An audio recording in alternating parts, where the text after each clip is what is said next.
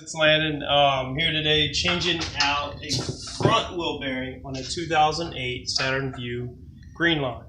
Should be the same for the V6 also. Here's the wheel bearing. Getting a lot of noise, road noise, up when I'm doing about 70 miles an hour. Basically sounds like whoa, whoa, whoa, whoa, whoa. And I checked the tread of the tires, that wasn't it. So next is a wheel bearing. I'm not the best at guessing which side should be done. I done the driver's side, which was the wrong side. So now I'm working on the passenger side. I've got the one from the driver's side that I'm going to swap out with the passenger side. So first thing you want to do is pull the tire, and the socket for that, these are my two little helpers here.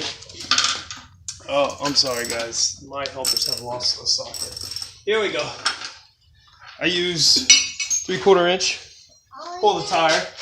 I used a impact. You don't have to use an impact, but it's just a little bit quicker.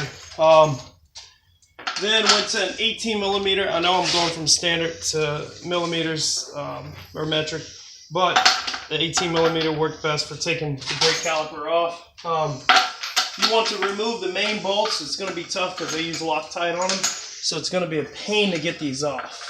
They're right here and here. See, I already pulled the brake caliper. Once you do that, I just let it sit. I know it's not good letting the weight sit on this line, but it looks fine for now. Next step I took was to remove the main bolt going to your CV joint.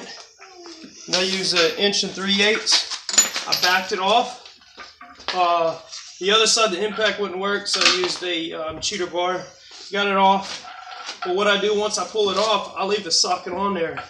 And I use a mallet and beat this in until I could get that CV joint push through the bearing, and then once it's loose, I just leave the bolt on, take the socket off, just make sure it's hand tight so you can back it off. Then you've got your 3 bolts back here on your bearing.